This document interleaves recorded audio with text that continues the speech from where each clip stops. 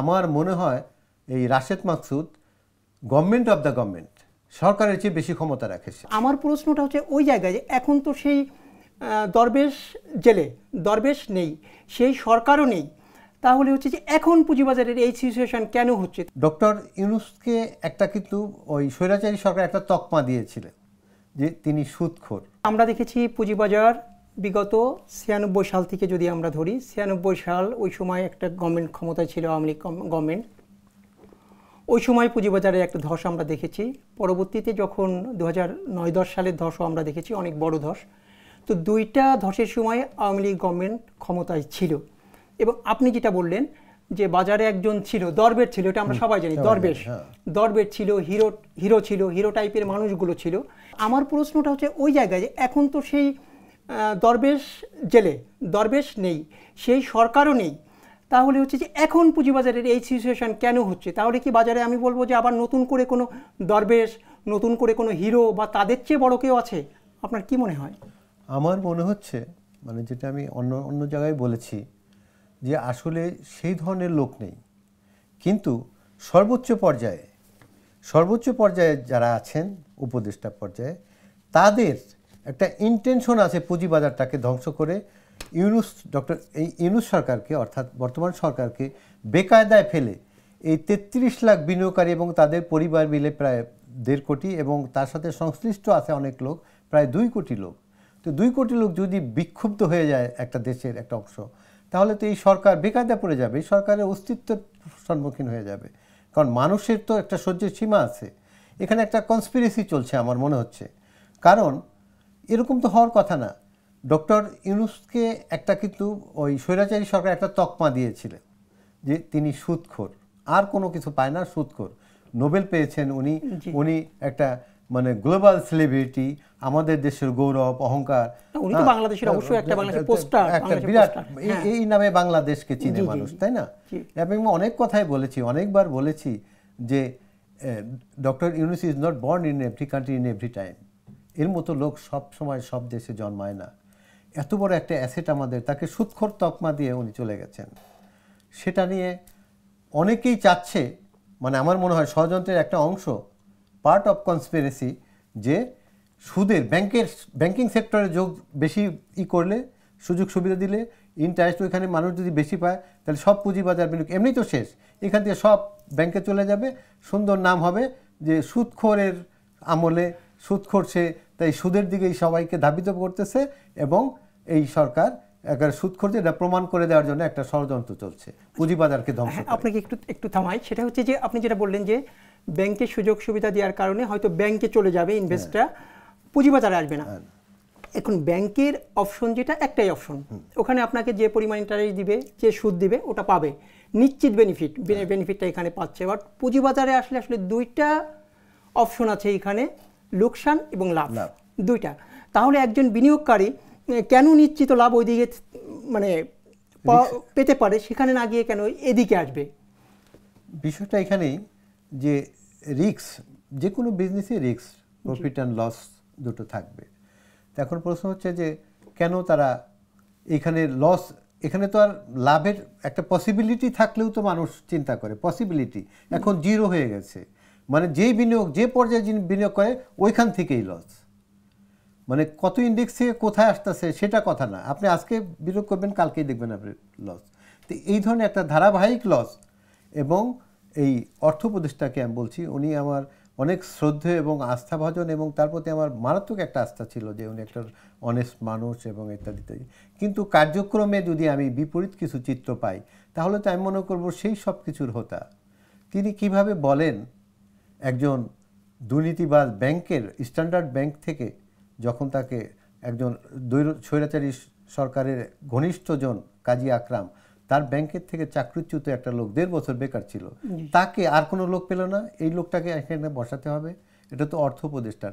তাকে বলা হয় তার আত্মীয় না, ঠিক তার বন্ধুর মেয়ের জামাই। এবং এটা আমার কথা না, এটা সবার কথা, আর কাউকে তো বলে না তার আত্মীয়। তাহলে এখান থেকে উত্তর সহজেই পাওয়া যায় যে নিশ্চয়ই কোনো একটা যোগসূত্র আছে তার আত্মীয়তার বা বন্ধুর। আর উনি এত রিজিড কেন, তাকে সরাবেন না? উনি বললেন যে এই সিকিউরিটি আমাদের আন্দোলনের মুখে, দাবির মুখে উনি একদিন ঘোষণা দিলেন যে খন্দকার রাশেদ মাকসুদকে সিকিউরিটি অ্যান্ড এক্সচেঞ্জ কমিশনের চেয়ারম্যানকে সরানো দরকার তার পদ থেকে। আমরা সেই আশায় খুব খুশি হলাম, তার সাথে আমরা সাক্ষাৎ প্রার্থী হলাম। উনি পরের দিনই ঘোষণা দিলেন যে তাকে সরানো যাবে না। What is the reason behind it? আমরা এই রহস্য তাহলে আমরা যেটা বুঝি সেটা হচ্ছে যে আপনার অর্থ উপদেষ্টা ওনার সঠিক দায়িত্ব পালন করছেন না, এটা আপনি বলতে চাচ্ছেন, বা বিনিয়োগকারীদের পক্ষ থেকে আপনি বলতে চাচ্ছেন। আর একটা বিষয় যেটা বললেন যে এখন যিনি আছেন রাশেদ মাকসুদ, ওনার পদত্যাগ আপনারা চাচ্ছেন। আসলে আমরা যদি একটু পিছন ফিরে তাকাই, তাহলে এর আগে কিন্তু শিবলি রুবায়েত ছিলেন, তার আগে খায়রুল হোসেন ছিলেন। ওনাদেরও কিন্তু যখন বিনিয়োগকারীরা রাস্তায় নামতো, দ্যাট টাইম তারা কিন্তু বলতো যে এর পদত্যাগ হলেই বাজার ভালো হবে। উনি গেলেন, পদত্যাগ করে যাননি, সময় শেষ হয়ে গেছে বা চলে গেছেন। তারপরে খায়রুল সাহেব গেলেন, পরবর্তীতে এখন ইনি আসেন। এর আগে একজনের নিয়োগ দেওয়া হলো, ওনার নিয়োগটা থাকলো না, উনি জয়েন করতে পারলেন না। সেটা হয়তো অনেকে চায়নি বা বিভিন্ন কারণেই হোক, সেটা আমরা না যাই। তো এখন উনি আছে, তো ওনার আপনারা যেটা বলছেন যে ওনার হচ্ছে কী বলবো ওটাকে, যে ওনার পদত্যাগ হলে বাজারটা ভালো হবে। তা আমার প্রশ্নটা হচ্ছে ওই জায়গায় যে বাজার ভালো করার জন্য ওনার পদত্যাগ কেন করতে হবে? পদত্যাগ হয়ে কি এটাই কি সমাধান? মানে এখনকার ডিমান্ড এবং পাবলিক পারসেপশন যেটা, সেটা হলো ওনার পদত্যাগটা অনিবার্য। কারণ কি, যে এর আগেও তো ছিলেন অনেকেই, তাই না? তো মার্কেটের এরকম ধারাবাহিক পতন এইটার ইতিহাস নাই। আরও কিছু তথ্য আছে, যেমন ধরেন পুঁজিবাজারের ইতিহাসে RSI রিলেটিভ স্ট্রেংথ ইন্ডেক্স, আচ্ছা, শেয়ার বাজার যখন পড়তে তার সেল প্রেশারই শুধু যখন, এবং এটার ক্যাপিটাল মানে ওই যে প্রতিদিন লেনদেন সব কমে একটা তলানিতে চলে আসে, তখন RSI এর এই অবস্থায় আসে। তো RSI বাংলাদেশের পুঁজিবাজারে 11, বাংলাদেশের ইতিহাসে সর্বনিম্ন, এবং ওয়ার্ল্ডে যত স্টক এক্সচেঞ্জ আছে সেখানে এটা বিশ্ব রেকর্ড, যে এত নিম্নে কোনো RSI নাই। তাহলে কি, উনি তো বিশ্ব রেকর্ড করেছেন, এর আগে তো বিশ্ব রেকর্ড হয় নাই। গত 15 বছরে যে হয়েছে, অনেক আমরা জানি যে 96 সালে আওয়ামী সরকার ছিল, তখন শেয়ার বাজার কেলেঙ্কারি হয়েছে, 10 কেলেঙ্কারি হয়েছে। এই পিরিয়ডে গ্লোবাল সেলিব্রিটি যখন আমাদের দেশে, এইখানে তার চেয়ে শতগুণ ভারী কেলেঙ্কারি কেন হবে শেয়ার বাজারকে নিয়ে? শেয়ার বাজারের অস্তিত্ব বিলুপ্ত হবে কেন? RSI এই পর্যায়ে আসবে কেন?